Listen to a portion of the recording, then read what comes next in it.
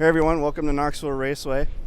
Here with one of the the unsung heroes and legends in my book, track official here a long time at Knoxville Raceway, Mike Fisher.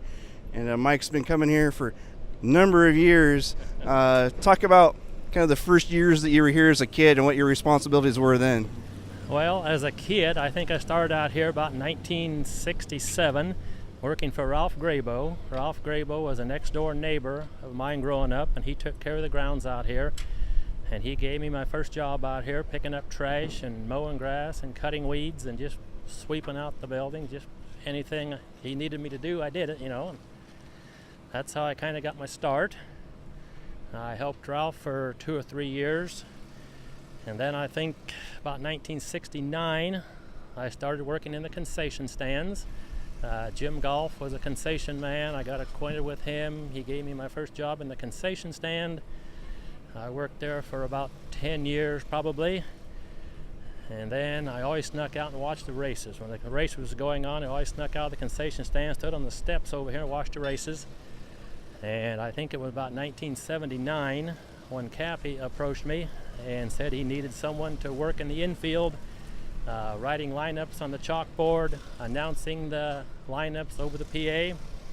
He thought that would be a good job for me, so I took that job, and 1979 was my first year in the infield, and I've been doing this job for going on 40 years now, so I ought to be getting pretty good at it, I guess.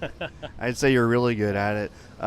So for a number of years, I think most race fans, if you've been coming here for a long time, you've overheard this voice booming in the infield. Once in a while you can hear talking about, so-and-so get to staging, or there's pizza left over at the Pizza Hut stand at the end of the night. They always ask me to plug the Pizza Hut stand. I try to do that twice a night for them, to tell everybody the Pizza Hut stand's open, and that's...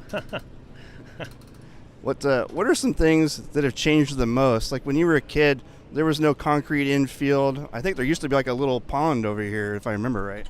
Yeah, back in those days, the infield was all dirt, or mostly mud. It was usually mud because they usually watered it down to keep the dust down. It was mud over here.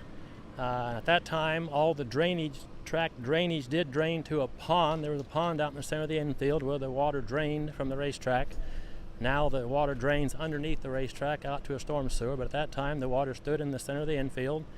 There was always cattails and stuff growing up back there in the pond, But the paving of the infield is probably one of the biggest improvements as far as the infield over here that they've done. It really helps, on muddy nights or rain out nights, and gives the guys a place to work on the cars on a level. And so the paving of the infield is one of the big improvements they made.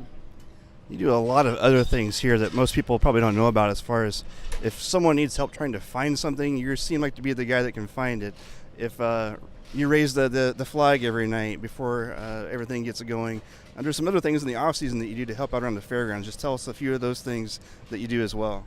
Well, I do run the roller skating rink here on the fairgrounds. I've done that for just about 40 years in the off season. I do a setup and tear down business for Dyer Hudson. A lot of the wedding receptions and stuff, they'll hire us to set up their tables and chairs and take down tables and chairs. I do that in the wintertime here at the fairgrounds. That's kind of my off-season job.